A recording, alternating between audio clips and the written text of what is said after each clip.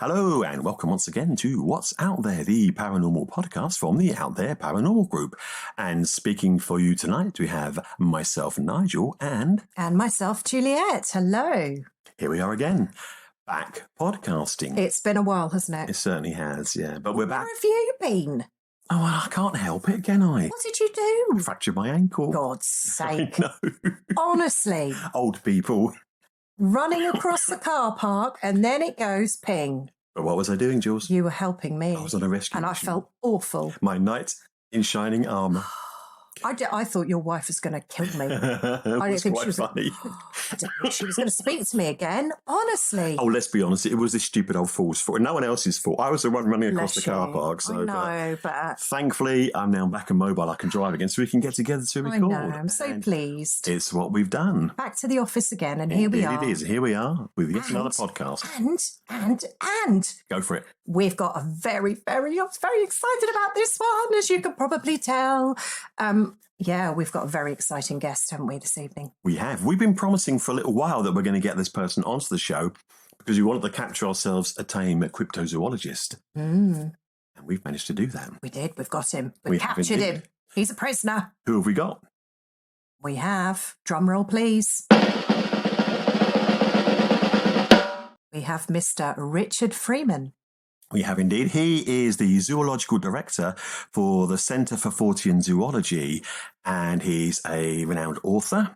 He's been on television, he's written articles, and he seriously knows his stuff. And he's been on expeditions all over the world looking for some very, very unusual animals. Has indeed, yeah. I'm quite impressed when we got chatting to him, the amount of sort of things and places he's been to. You're like, wow, really? Oh, yeah. So, without further ado, here we go. So, Richard Freeman, would you care to introduce yourself and tell us all about yourself? Well, I'm a cryptozoologist, which means I search for and try and gain evidence of mysterious animals or cryptids. And these fall into a number of categories. They could be creatures that are completely unknown to science. We don't know what they are, like the Yeti, sea serpents, things like that. Another category is animals that are thought to be extinct, but in reality are probably see around, like the Tasmanian wolf. And the other category are known animals that have grown to enormous sizes, larger than the textbooks say they should, like giant crocodiles, giant anacondas, giant pythons, things like that. And I travel the world on a track of these creatures. I write about them, I write books about them, magazine articles, I do a little bit of television whenever I can. I used to be a zookeeper many years ago.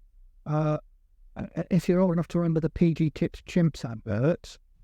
Indeed, yes. I worked at that zoo, Twycross Zoo in the West Midlands, where I was... I was head of reptiles there. I looked after crocodiles, alligators, snakes, lizards, tortoises, turtles, and like. I bet that was absolutely fascinating as well, because they're just such interesting animals. Yes, and also in my past I've been a grave digger for a while. I was going to ask you about that one. How did you, excuse the pun, combination. How did you fall into that one? I just answered an ad when I was between jobs. It was originally for Britain in Bloom, where they put all the flowers in the little the hanging baskets. And I did that for a while, and they kept me on as a grave digger. Oh, wow. Right. That's certainly an interesting That's job. really strange, isn't it? One day, years later, I was on Bodmin Moor in Cornwall, and there's a place called Jamaica Inn there. And I was looking for the beast of Bodmin Moor with some friends, and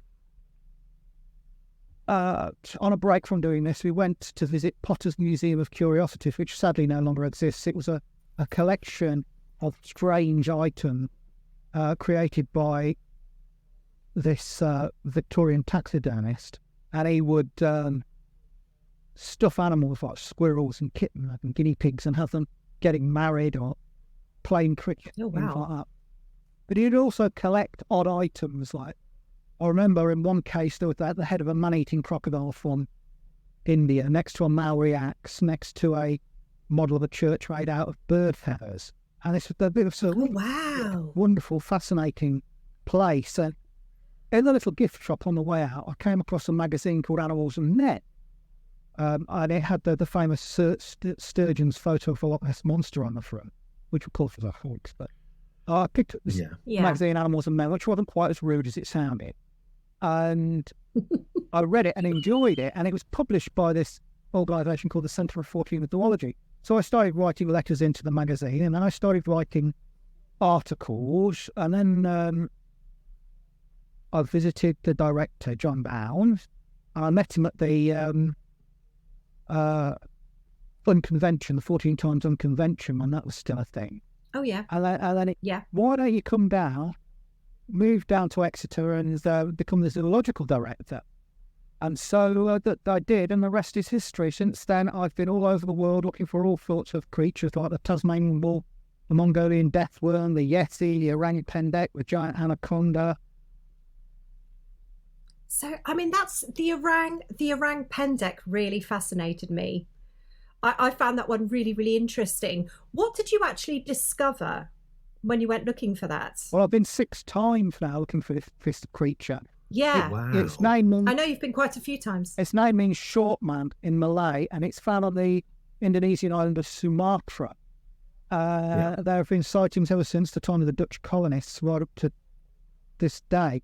It stands 3 to 5 feet tall. It's an upright walking ground-dwelling ape that lives in the jungle, of long hair, powerfully built. It's generally black or grey in colour, but there are stories of reddish-coloured ones and even honey-coloured ones, so there's quite a difference in colour. Every time we've been, we've found footprints, and I've found handprints as well with casties. I've worked with all the great apes. I know what their handprints and footprints look like because I've seen them in all sorts of mediums. This thing is different. Some of my colleagues, one of our guides, the late Sahar Dimas, and my friend Dave Archer actually saw the creature in a tree. And it came down out of the tree and walked away like a man on its hind legs on the forest floor. We found hair next to one of the footprints, which was sent to a guy called Lars Thomas in Denmark, who is a biologist who's one of the world leading experts in mammal hair. And they couldn't get DNA out of it, but looking at the structure of it, he said this is a new animal. It's a new species of primate. It's related to the Sumatran orangutan, but it's not to the Sumatran orangutan. And the last time I was there, last year, I heard its call. It's a very distinctive call that sounds almost like a weird laugh. And it was no more than 25 feet away from me, behind a stand of bamboo. And another on the expedition went around the side of the stand of bamboo to try and scare it towards me where I was ready with my camera. But it took off at an angle instead of putting a wrap so I missed seeing it. But we got the hair from it, which is identified as something new, and it seems to be a ground-dwelling species of orangutan.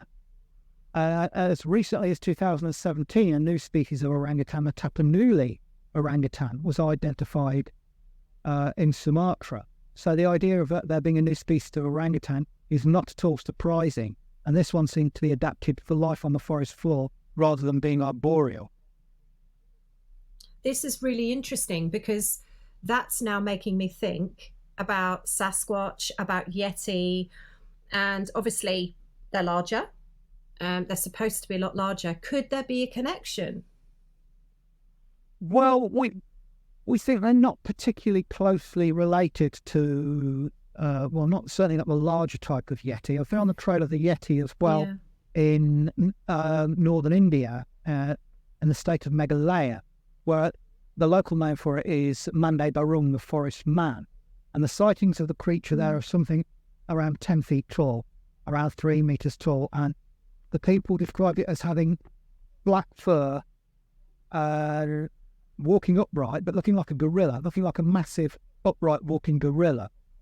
And we found the footprints of it, and these weren't in snow. So it wasn't the case of something treading in snow and then the print melting and refreezing and being distorted. These were in mud. So we think the Yeti it's either a great ape or it's a relic hominin, a relative of one of the ancestors as man. One theory is that it could be a surviving form of Gigantopithecus, a giant ape that lived in the Pleistocene period it died out about 100,000 years ago, supposedly, but it's only known from its teeth and jaws, so we know very little about it. It's mainly the size that people make people connect it with the Yeti, but the wear on its teeth suggests it ate mainly bamboo and fibrous material, whereas the Yeti seems more omnivorous. It eats fruit, vegetables, but it will also do things like killing yaks by hurling rocks at them and smashing their heads and eating the meat. Oh. So its ecological twin is the brown bear, so it will eat anything a bear can. So it's an omnivorous animal. So whether it's a hominin or a great ape is up for debate at the minute. But the Russian wild man, the Almasty, which I've also been on the trail of, that seems much more man-like. So we think that this is definitely a relic hominin, and it was taken so seriously in the time of the Soviet Union that they had a commission to look for it, a government-backed commission to search for this creature. And I've been to the Caucasus Mountains of Russia and talked to people that have seen this thing. And those include a doctor of geology who was the deputy head of a national park. He'd seen one of these things. And they're generally described as being about 7 feet tall, so not as massive as the Yeti or the Sasquatch, but bigger than a man, with a thick brow ridge, flattened nose, long dark hair, sloping forehead, and their tool use is very primitive. Like the Yeti, they will hurl rocks or use clubs occasionally, but they don't seem to make fire or anything like that. So we think that they were maybe a very early branching off from Homo erectus. Okay. Wow. But the thing about the family tree of ancestors is not a direct lineal progression from one thing to another. We're finding new species of hominin every year, including the Denisovans from the Himalayas, which are known from jawbones and teeth. And we've got the entire genome from their jawbones and teeth. Homo floresiensis, the little hobbit people from... Yeah, because that's sort of close out to Sumatra as one of the islands in that area, isn't it? So is it sort of linked to your orang pendek as well? So the orang pendek is much more likely to be an ape than a surviving floresiensis. But interestingly, alongside orang pendek, there are stories of another creature called the orang kardil, which is more man-like. He looks like a small human with long hair on the head. But they hunt with bamboo spears, and they seem to be more live in little tribes and be like tool users. And interesting. That might be related to Homo floresiensis that's living alongside around Pendek. And more recently, Homo lutzenensis was discovered in the Philippines, which seems to be very closely related as well. And what we've discovered is that Homo floresiensis and Homo lutzenensis are a sister group to Homo habilis, which was a hominin that lived in Africa nearly 2 million years ago. And it wasn't supposed to have had a lineage outside of Africa. Originally, when they found the bones of Homo floresiensis, they thought it was a dwarf island form of Homo erectus, which was our own ancestor. But it was something much more primitive.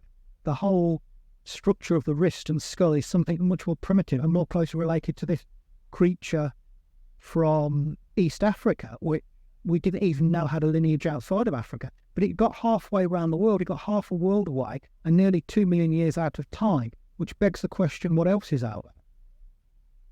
Yeah, I mean, you sort of look at it like that. It's really fascinating, isn't it? You find these links that sort of go together and you just think well, okay, like you said, where does it go? Where does it come from? How can it be there and be there as well at the same time? Yeah. I did see I know there's a lot of spoof footage going around, Richard, and I appreciate that, but I did see something sort of fairly recently in the last few months of what looked like a stand-up ape type creature walking in a forest with what appeared to be a baby on her back. Have you seen that footage? No, I don't believe I have. No, it's sort of been floating around the internet for a few months, and I mean, you know, with CGI the way it is now, it's sometimes it's very difficult to know what's real and what isn't. But to me, it looked quite real, and the people that filmed it claim it's completely legit. And I can't remember where it was, but it was. That's not what I've seen. So it was an upright ape, Yeah. black in colour, walking amongst the trees with a baby on the back.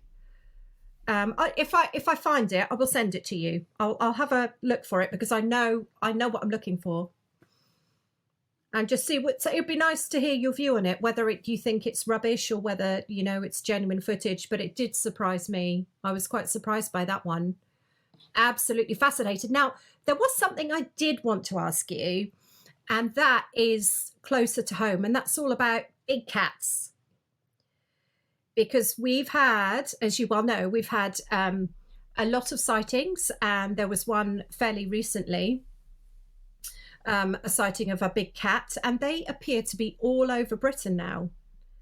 So is it absolutely right that DNA evidence has now been officially given that big cats are out there in British countryside? Years and years ago, some hair was found in the woods fairly near the Centre for Fortean Zoology HQ in Waldery in North Devon.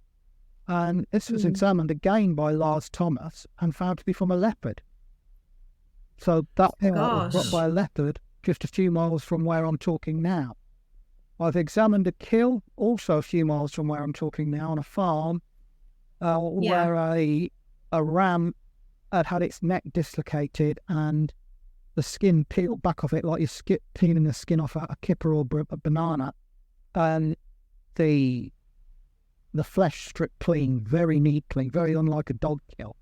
And I've actually seen one of these things from a coach. I was looking for it at the time. I was travelling in broad daylight from Exeter to Bristol in a coach, glanced over a field and saw a puma. You actually saw that yourself? Wow. So they're definitely out there then? They're definitely out there. The $100,000 question is, how many are out there? And are they breeding? Have we got a breeding population? Yeah. Well, I mean, there's certainly the food source out there, because we've got so many wild deer and things like that for them to feed on. So I wouldn't have thought they'd go hungry. And like Richard said, taking on sheep as well. So, yeah. I mean, as you probably know, we've got a very large forest up here near us in Norfolk called Thetford Forest, and there's been quite a few sightings of big cats around there, and we have got a very, very large deer population there. There's lots of deer, so I'm thinking there probably is ready-made food source. At least one very big cat and very full cat wandering around in Thetford Forest. There has been sightings, I know, from people that have seen a lynx type cat, and I think is it a serval? Yeah. Which they aren't they from Africa, servals originally? Servals are from Africa, yes, but a lot of the so-called servals in Britain are actually sightings of something called the savannah cat, which is a serval domestic cat hybrid that you would a very expensive pet. Yeah. So they're sort of loose and in the wild. You're sort of going back to citing things that have existed sort of millions and millions of years ago. Let's get on to a favourite subject of people that live in the UK, and that's the Loch Ness Monster. That is one of my favourites. So the possibility of it being something from the dinosaur period, is that possible at all, or is it just like another hoax? It's more likely to be Elvis Presley in a rubber dinosaur suit. Yeah. There hasn't been any sort of proof yet, has there? Because there's been other sightings as well is it Loch Morar? And there was another... Yeah, you can't see Loch Ness, you can't see it alone. There are lots of other Scottish lochs that have these stories to them. Irish lochs, and a lot of lochs in the Northern Hemisphere, a lot of lakes rather in the Northern Hemisphere. Across Russia and parts of Asia and across Canada and North America, these deep cold water lakes have these sightings in them. And the only thing that makes sense for what it is some sort of fish, because it's deriving its oxygen directly from the water. Because if it was an air breather, it'd be seen breaching at the surface and breathing, so it'd be seen much more often. And the thing that fits the bill most is a gigantic eel. Not a sturgeon then, you're going with the eel? Possibly. Some sightings are of sturgeon, quite possibly, because when sturgeon get very big, very old, the scutes on their back that give them the jagged lock across their arm, they sort of move further and further apart, giving it a smoother like hump. And the biggest sturgeon ever caught was on the Volga in 1847, and it was 23 feet 7 inches. They're big, That's proper big, isn't it? They get really, really big. It just fascinates me what it could be. Eels can move around on land, and there's been plenty of sightings of the Loch Ness Monster and other lake monsters on land. Yes, theory that's true. About eels. Now, we know that eels, they live in fresh water, and they don't develop sexual organs until later on in life, and we don't understand what triggers them to grow sexual organs. Sigmund Freud, before he was a psychologist, was a natural historian, and he dissected thousands of eels looking for sexual organs and couldn't find them because they're completely sexless until they get to a certain age, and they're triggered to then move out of freshwater and into the sea where they breed, and then they'll die, and the babies return to the ancestral water. There's a theory that some eels never sexually develop, and in large bodies of water they get older and older and older. And we know there are eels in New Zealand that are over 100 years old, and they get bigger and bigger and bigger, and the size limit is unknown. There was a story from 2004 of a Canadian family seeing an eel in Loch Ness that was 25 feet long, which makes much more sense than our abiding plesiosaur. Good grief! It's fascinating, isn't it? I did not realise that these things. And I watched. There's a series on the television that I watch called River Monsters. Yes, where the guy sort of goes fishing all over the world, catching these Jeremy bloody weird-looking fish. Is a great name for an angler. Yes, yeah. And some of the stuff he catches, you look at that and think, oh my God. Yeah. You know, so there are, like you said, there is stuff around. It's just a case of finding it. And occasionally you sort of get something that will appear, like the 25-foot eel or a great big sturgeon, and away you go. They're out there. I mean, you know, we all know about the case of the coelacanth, don't we? Which everybody believed was extinct. And what was it, in the 1930s that suddenly reappeared? They were off South Africa in the 1930s. They live off South Africa and Madagascar. And more recently, a second species is found in Indonesia, in the waters off Indonesia. Oh, really? Yeah. Wow. Oh, I did not know that. Interesting stuff. Now, there's another one. There's so many things I want to ask Richard. There are loads. I know Nigel wants to get onto the subject of Tasmanian tiger, don't you? Yeah. But before we do, may I just ask you, because I am fascinated by the ocean and the sea and things like that. There's been some discussion about Megalodon being around. What's your thoughts on Megalodon, the giant shark, being out there somewhere out in the Marinara Trench or something like that? Do you think that is possible or not? Absolutely zero. Zero chance. Zero chance. It's one of the most unlikely things ever. Atodus megalodon, to give it its correct name, it wasn't a deep water fish. It didn't live right in the depths of the sea. It lived in fairly near the surface and would have kept reasonably near the coast because it preyed on primitive whale. It evolved to hunt primitive whales. So it would have been a coastal creature. We'd see it more often, and we'd see whales washing up with big chunks out of them, and there'd be attacks on boats and interference with fishing, and there isn't. The supposed sightings of Megalodon, like the one by the Western author Zane Grey, when you listen to his description, it's an exact description of a whale shark. So it's very much a no-go. A few years back, Animal Planet did a pseudo-documentary where they got various people to pretend to be scientists saying that Megalodon could still survive. And they got real shark experts on and not told them what they were doing and talked about Megalodon with them, which was very disingenuous. And they spent £3 million making this fake documentary. That £3 million could have gone into looking for real cryptid. I could have digged in a whole series on £3 million. I could I've probably done 3 series on £3 million at least. It's such a shame, It's isn't an it? absolute waste. So Megalodon, no, but there are large unknown creatures in the sea. We absolutely know that, yeah. The giant squid, we don't know quite how big it gets. The biggest one ever measured was about 60 feet long, but there are stories of Good ones Lord. upwards of 100 feet. My God. Really? So you're looking at, when you see the old world maps where it says there be monsters, they're the sort of things that they're talking about, something like that coming up. And yeah. Well, we know more about the moon than we do our own sea, don't we? We do, yeah. Yeah. It's crazy. Right. So, Nige, you want to ask? It's just an interesting aside. It's one of those sort of stupid questions that often crosses my mind. They've recently sequenced the RNA for the thylacine, the Tasmanian tiger. How do you feel about people that say they can take bits and pieces from extinct animals and maybe resurrect them, stuff like the woolly mammoth and maybe the thylacine as well? Was that be something you'd like to see? Yes, it is. Or not? Now, when we first heard about them, they tried to do this with the mammoth about 20 years ago. And as far as I know, there's been no progress with it, but good luck to them. As for the thylacine, well, I make a point of never, ever calling it the Tasmanian tiger.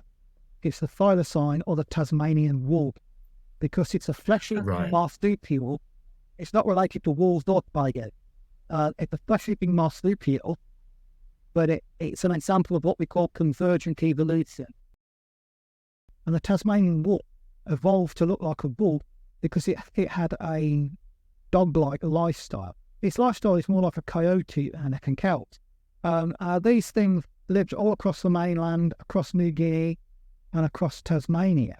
And they were supposed to have died out on the mainland in New Guinea for reasons we're not entirely sure about, but around 4,000 or 5,000 years ago, leaving the populations in Tasmania. Now, when white Europeans first went to Tasmania, they wiped out the Tasmanian emu, which was a cold-adapted emu that lived only on Tasmania. They wiped out the Tasmanian Aborigines, which they went beating for them like you do for grouse and stuff, and just shot them until they were extinct. And there was a bounty out on the Tasmanian wolf because they said it was preyed on the sheep that the white settlers brought over. And as well as being hunted, mange went through Tasmania as well in 1985, causing a population crash. And the last known one died in Hobart Zoo in the 1930s. But since then, there have been over 4,000 sightings, not just on Tasmania, but in New Guinea, where they call it dogfonga. And the Highland tribes talk about this animal, a little dog that has stripes on it, which will come down from the mountains and kill their livestock. Now, not only has it been seen in Tasmania by a zoologist, been seen by a zoologist and a park ranger, it's also had its continued existence predicted by computer program. There's a guy called Professor Henry Nix who wrote a computer program called FIOP, wherein you would enter into computer everything you know about a certain animal and everything you know about a geographical range, and it would match them up and tell you where within this range you are most likely to find this animal. And it was a research tool. And as a experiment, he did this with the sightings of the Tasmanian wolf, and he found that there was something like a 98% match-up between where the computer program said they should be in Tasmania if they're still alive and where people were reporting them from. And he's cool that the thylacine is still around. I've been over there 3 times now, talked to all sorts of people that have seen it, including a guy, a government licensed shooter, who goes out and kills feral cats. He shoots cats because cats are a bloody menace. Wherever you get cats, you have them wiping out the small mammals and the birds. And they get loose, they get feral, they breed in fantastic numbers, and they cause complete environmental destruction. There are a whole list of small mammals and birds that have been punched into extinction by cats. So he goes out and blows the cats away, and he's seen it twice in the back of Tasmania. We met another guy who'd seen it with his wife from a car, and another car full of people stopped and saw this thing. And it wasn't far away. It was running down the side of the road by a barbed wire fence, looking for a place to get under the fence. And they both had it in view for a very long time. Another guy we talked to, sadly he died of old age now. He's an old retired guy. But he worked in a hydroelectric plant, and they were driving to work one morning, 5 of them in a car, and the thing just came into the road in front of them. They all got a good view of it. Well, I interviewed this guy, and he for absolutely no reason to lie. And it's not like a fleeting glimpse of something. And this wasn't a fox with mange. It wasn't a feral dog. It was a Tasmanian wolf. So of all the creatures, of one wolf and the orang pendek are the two that I think I've got the most chapter interest in. Wow. Yeah. It's fascinating that you get to see them. I mean, yeah, it's just, absolutely. And it sounds to me like there could be evidence of them breeding as well, if there's been so many sightings. Oh yeah, you won't. You wouldn't get them surviving without breeding. They've got a lifespan of roughly 15 years, so it's obvious they're breeding. But I want to go back to Tasmania again. I want to go to New Guinea. That was going to be my next question to you. Where would you like to go next? Oh, 2 places spring to mind immediately. New Guinea, because it's one of the most untamed places in the world, even today. And not only do you have sightings of a Tasmanian wolf there, you have sightings of gigantic crocodiles along some of the rivers. When you say gigantic, how big are we talking? Well, 30 feet plus. bloody hell. Gosh, that's scary. But they'd be 3.5 to 4 tons at that size. Good grief. There's one that lives along one of the rivers. I think it might be the Fly River. I can't remember now, but there's one of them that the local tribes believe it's a sacred creature, and they say it's lived in this lagoon for over 50 years. It protects them. They believe it's a protective spirit, and what it is it's chasing all the other males out of the area. That's just one, and there are giant crocodile sightings in many areas of Australia, tropical Asia, and sub-Saharan Africa as well. We're dealing with an animal, even an average size crocodile. They take down big cats, they take down sharks, they take down wolf or buffalo, giraffes. There are even rare cases of them taking down rhino and hippo. Really? Wow. So imagine what a 30-foot one could do, something the size of a bull. Exactly, yeah. It's too scary to even imagine, to be perfectly honest. I mean, taking down hippos. People think hippopotamus, oh, look at that stupid lumbering thing, but they're so dangerous. They're incredibly dangerous. Incredibly. Yeah.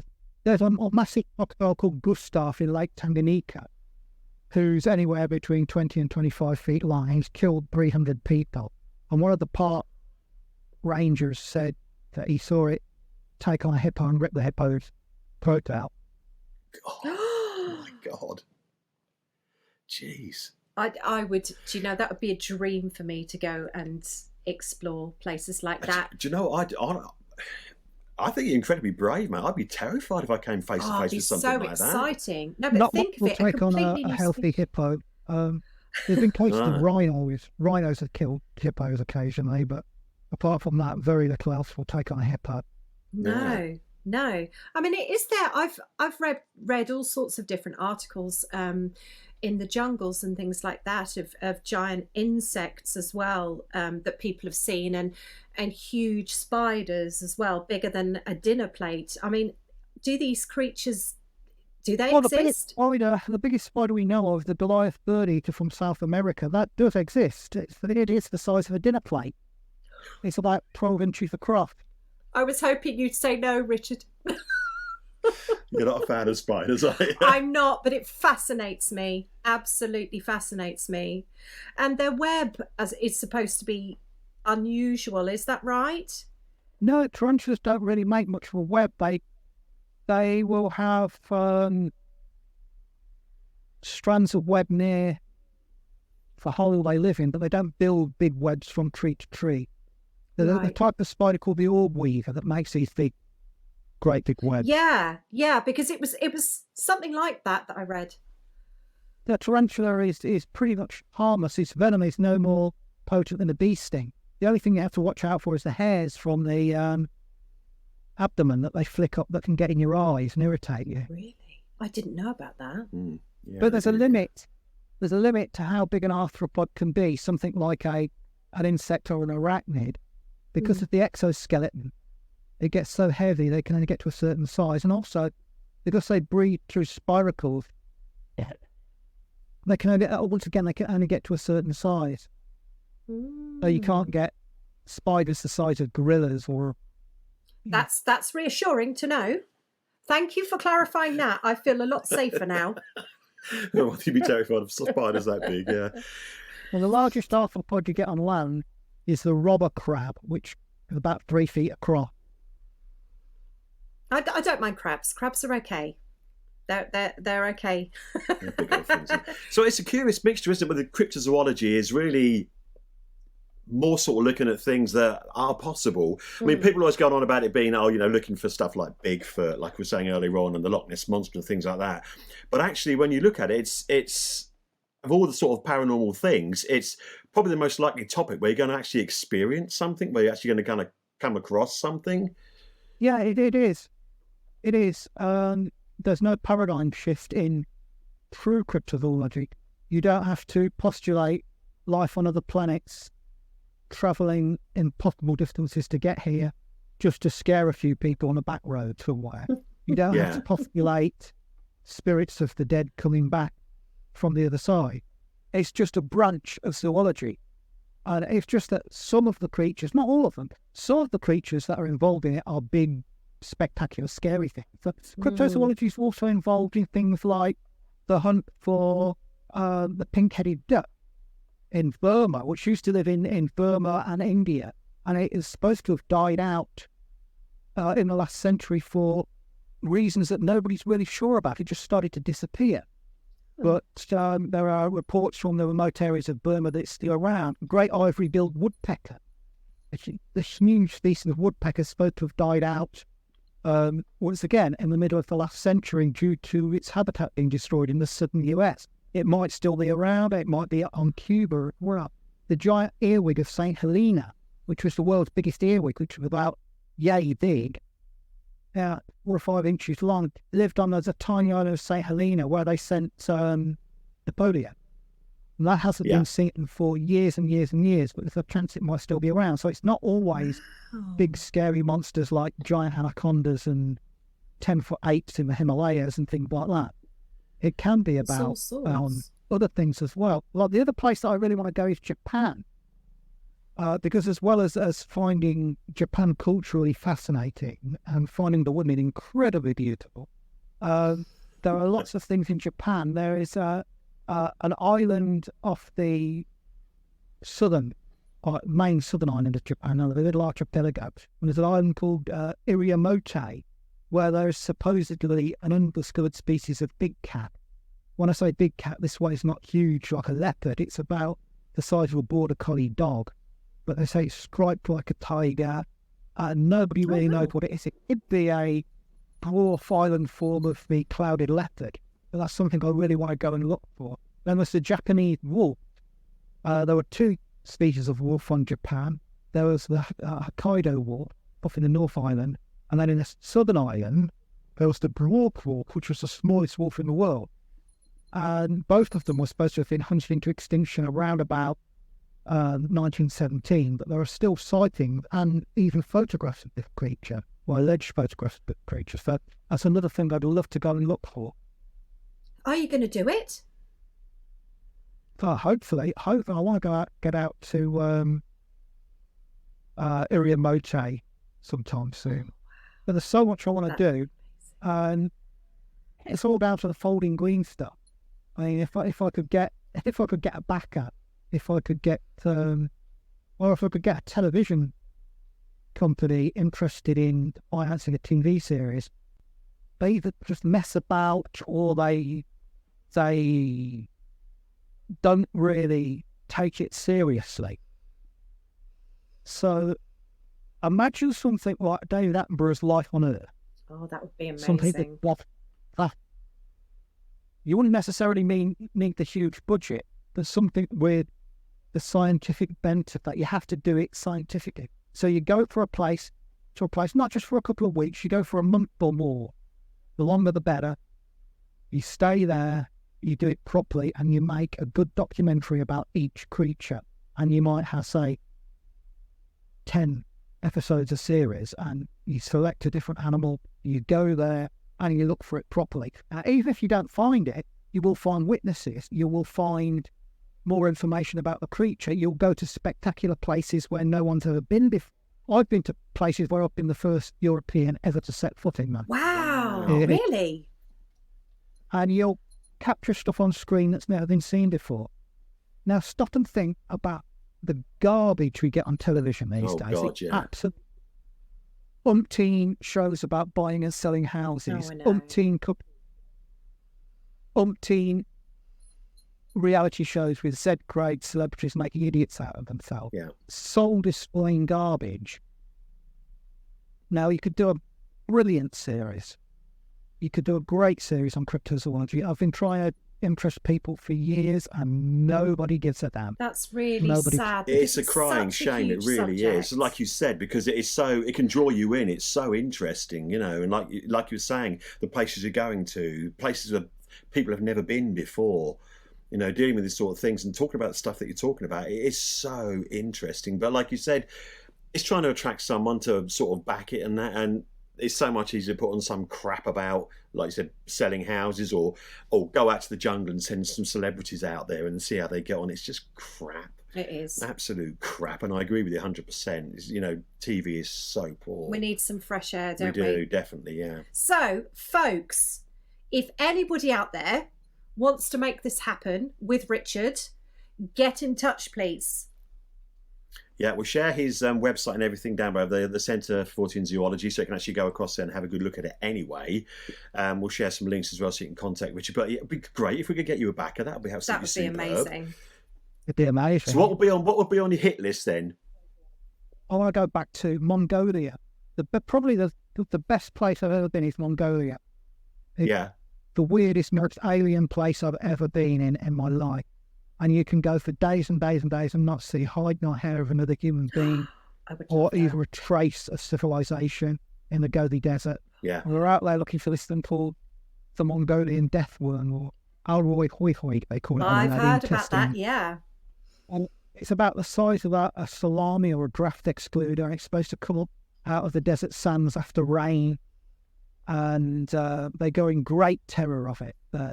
We talk to people. When it's been seen, they would move all their tents and move the whole community away from an area. And we talked to one old guy who'd seen it when he was a boy back in the 1930s. And we talked to a young man who'd seen it just the year before we were there. And they were all describing the same thing. We would travel for about 1,000 miles through the desert and talk to dozens of witnesses. And they all described this same thing. And it seems to be some sort of, rather than a true worm, it seems to be a burrowing reptile of some sort, maybe a worm lizard, Yeah. Ramphistana, which is a strange group of burrowing reptiles, or maybe a undiscovered species of sandboa, or whatever it is, it's unknown to science, and they are terrified of it. Wow. They're really frightened. does it actually attack people then? Is that why they're so afraid of it? Well, according to the folklore, it can generate blasts of electricity. They can kill a full-grown camel, and it can spit acid. Oh, God. Wow. It's salivary caustic. That's according to the legend. When you actually talk to the nomads, they say that the electricity, they call it throwing lightning. Right? They say that's just folklore. And one old guy we met, a retired army colonel, saw it in the morning, in the early morning, and he said it had like dew on the scales of its back, and it was glistening and glittering. They think that's where the idea of the electricity comes. Ah. They believe it's yes, and they can spit, but we never met anybody who knew anyone that had been killed by it. They knew of vague stories. Most of the people, they just saw it lying in the desert and they freaked out and ran away. There were a couple of cases where they saw it slithering in and out of holes, and in one case a guy saw it kill and eat a mouse.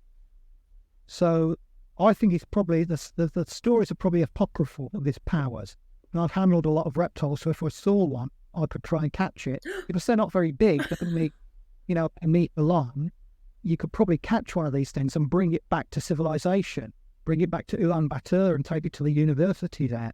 It's not like trying to capture a Yeti and bring it back. This is something Wow. A question though, how on earth would you get something like that through customs? Well, you wouldn't. You would take it back to the capital of the country you were in. So are you not allowed?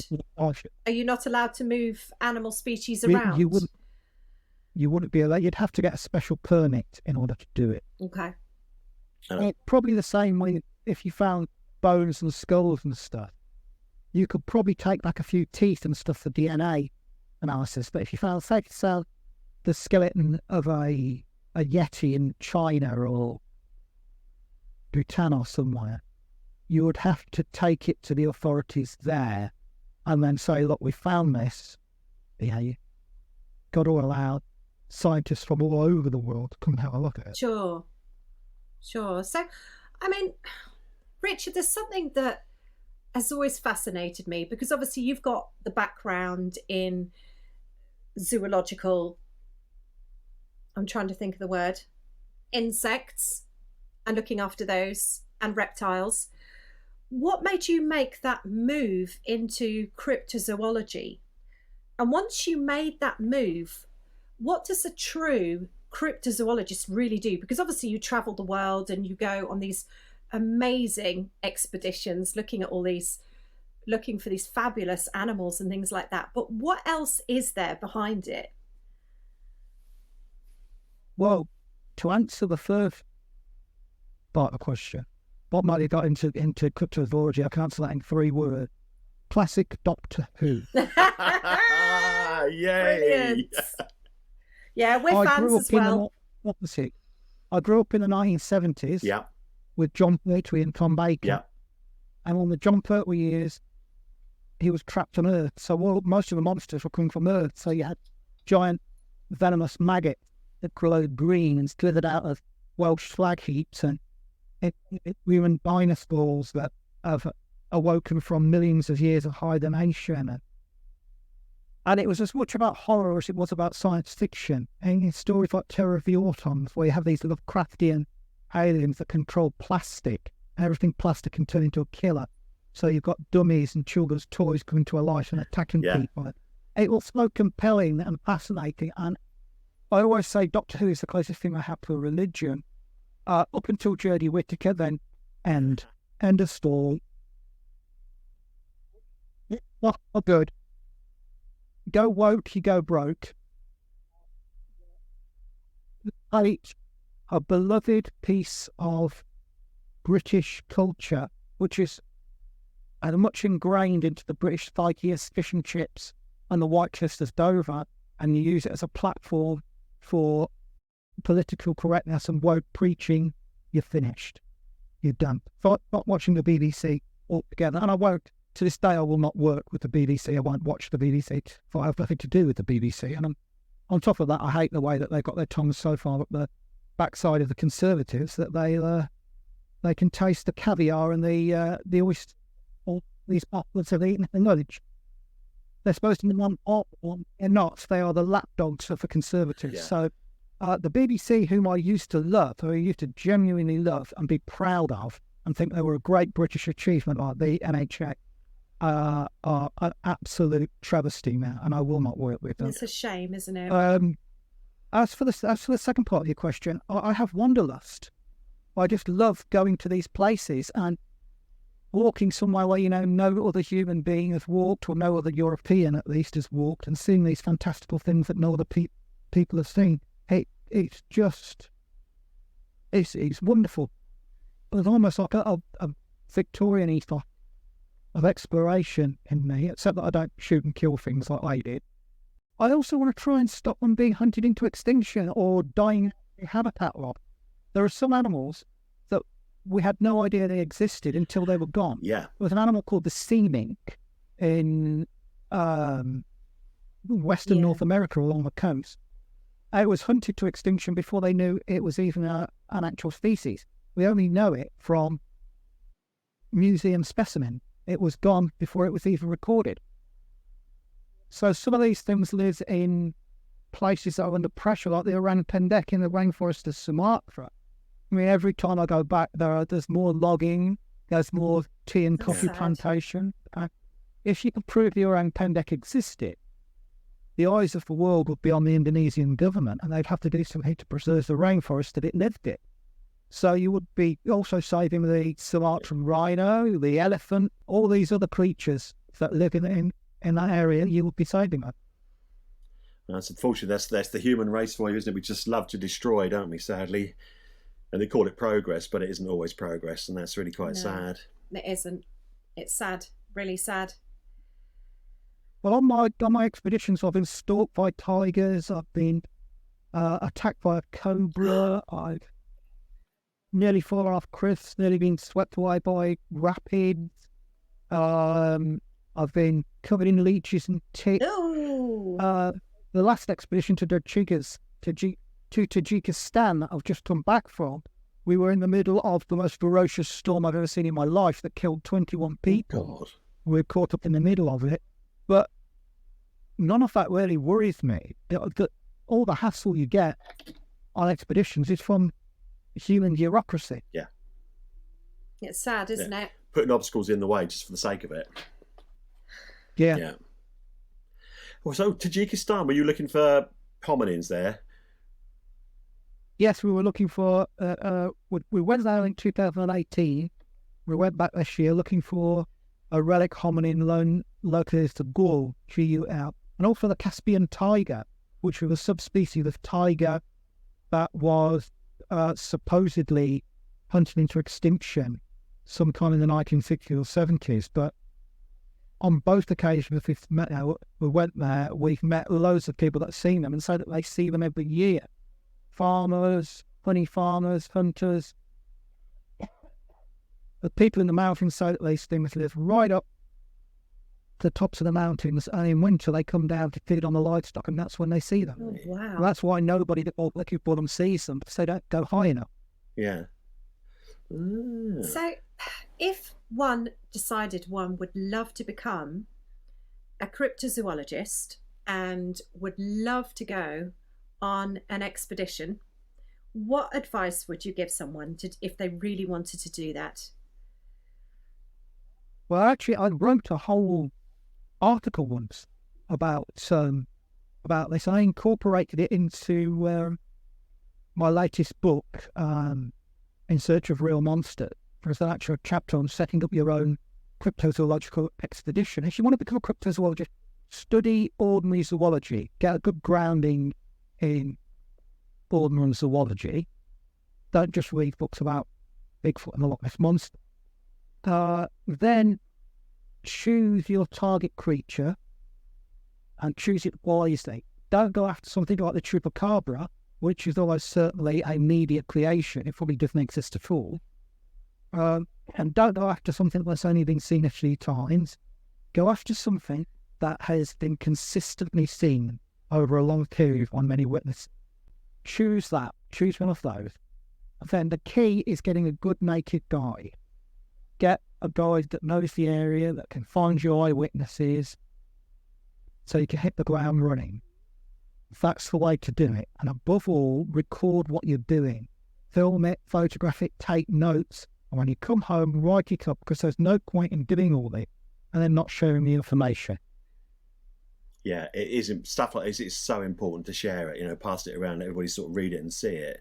So like you said, because on the back of that, other things feed through, because someone else can say, well, hang about, I remember someone else telling me about this, and then you get more information as well when the stories come round. So yeah, agree with that 100%. It is wise to record it all and make it sort of available for people to see as well. So Richard, your book, can we find your books on Amazon Prime? Where's the best place to find those? Yeah, you can find them on Amazon, or you can order them through most good bookshops, and probably most crap bookshops as well. My two latest are Adventures in Cryptozoology, which is a lousy title. I didn't choose it, the publisher did. And then In Search of Real Monsters, which are two volumes that make up one book. It's written as one book originally, but it's 3 books about split. So they're published by Mango. They're my 2 latest ones. Most of my others have been published by CFZ Press, a Centre for Fortean Zoology publishing now.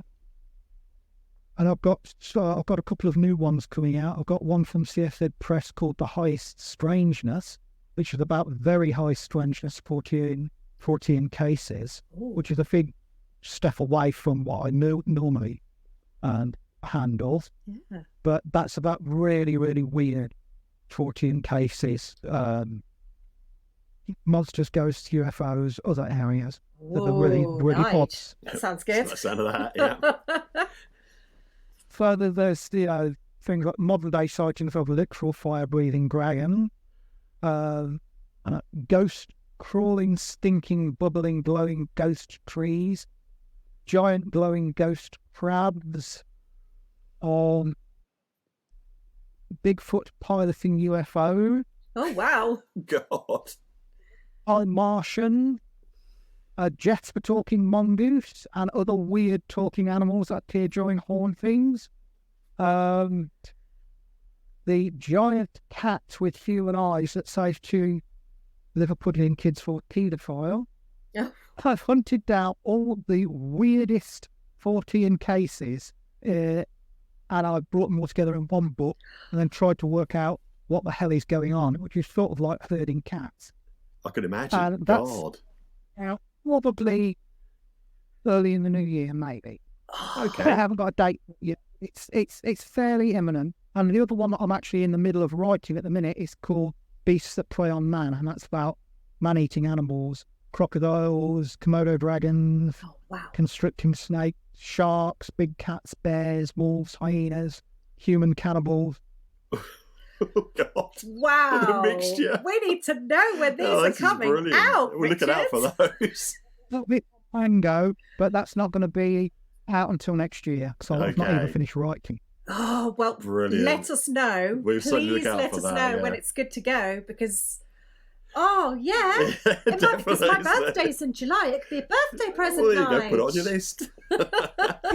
Thank you so much for Thank taking the you. time to come and talk to us. And we wanted to grab hold of you for absolutely ages because, like you said, we really do love cryptozoology, and it's actually shining a bit more of a light onto it because I think people get the wrong idea about it.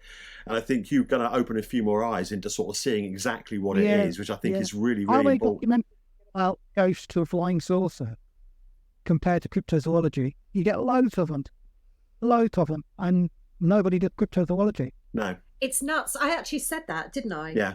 Yeah. Because when we do podcasts and things like that, and we've done articles and stuff, there's not much out there about it, and it's surprising because it's such a huge, It's a huge massive subject, yeah, And and it's it's so so in depth, interesting. yeah. I find it fascinating. Yeah, me too. So thank you so much for taking the time to chat to us.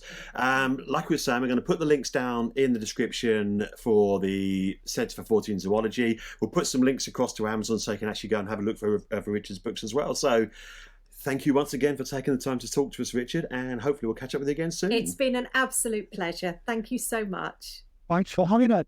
Thank you. Take care. Cheerio. Bye-bye. Well, Well, Jules, what can you say about that? I know, right? Wasn't it brilliant? Absolutely amazing. I honestly didn't think that it would be that involved. I know it's a weird thing to say because you look at cryptozoology and you're thinking about stuff it's going to be like Bigfoot or, the Loch Ness monster and this sort of stuff. But there's so much more to it. And that's what made it so fascinating, is the fact that he was telling us about all these things that he'd gone to look for, all these amazing places he'd been to. All over the world. Yeah. It's fascinating. Really, really interesting. And he answered my question about the megalodon. I know. A It word. was very sad, wasn't it? But then again, interesting too. But I don't know. You see, can we question an expert, because he said, it was a shallow water dweller Yeah. that preyed close to the. Yeah. But then again, it could have changed. I doubt that very much. Over millions of years. Don't you know. Could have Dunno. evolved. Could have evolved into a deep water creature. Possibly. But then again, possibly not. But then we have giant squids and all those kind of things. He said about those too. So lurking about. Yeah. Huge, Yeah. great. And it's so unexplored, our oceans as well. There's so many things we don't know yet. This is it. Time will tell, I guess. It will indeed. Yeah. But I'm kind of hoping that when he goes out expeditioning, I suppose is the word he's called it. Again, he actually comes across something and finds it, because he puts so much work into what he does. He really does, and I'm really looking forward to his book as well that's coming out. He's next year, didn't he? Totally insane book, the one he was talking about, with sort of really weird sort of things in it, all sorts of strange, wonderful stories. But he has got a back catalogue of books, and it's worth going to look at Amazon to sort of pick up on some, because he did mention in one of the books he'd written that he does actually explain how to set up your own expedition if you want to. So if anybody fancies like this bit off the fuck, where would you want to go? We do it? Where would you want to go? Oh, do you know what? Anywhere but Norfolk. Yeah. So, somewhere warm and exciting. Yeah, right? Just, it'd be lovely. Just, somewhere remote and strange. But how would we cope in the rainforests of Sumatra? Well, good point. We didn't really cope out in the woods, did we? In the rain and the dark. East Highland Woods. We weren't there very long, were we? Let's be honest. After the weird noises sent us running. That was scary. It was indeed. We never got an answer for that, did we? No. Well, I forgot to ask him. Oh gosh, yeah. So we're going to have to go back and ask him now, aren't we? We can ask him. This is our own peculiar experience of something weird and wonderful in the woods at East Harding. Which podcast was that one? That's Into the Woods. Into the Woods, because I can never remember which one is which. Yeah, so go and listen to Into the Woods, and you can hear our own cryptozoological experience. That was scary. It was very, very scary. I've never walked so quickly. No. I think my bum cheeks were cheering me from behind. I was walking so fast. I was so out of breath. Good Lord. Slow down, Jules. No, you were thinking if I leave him behind, then the monster's going to eat him first, weren't you? That's what leave the old man behind. God, no, I was just trying to get it home as quickly as possible, because I knew the car. I had to get to the car and unlock the car. Let's get back to the car. Good Lord. We wouldn't make good cryptozoologists, would we? Probably not. No. We'll leave it to the likes of Richard. We'll leave it to the experts. The experts, they can do it. So anyway, I hope you enjoyed our chat with Mr. Richard Freeman. And like I said, the links to the Centre for Fortean Zoology and his Amazon links are in the notes below this podcast. So go and give them a look, because it's well worth it. There's some interesting things. Oh, it really is. And it's fascinating. It is, yeah, really, really fascinating. So, oh dear. I don't know where that was. What was I was trying to say something, but it just wouldn't come out of my mouth, which is unusual for me, isn't it? Do you want me to say it? You can say it. All right. So, folks, thank you for taking the time to listen to us once again and torturing your poor ears. It's goodbye from me. And it's goodbye from him. Goodbye. Take care. Bye-bye.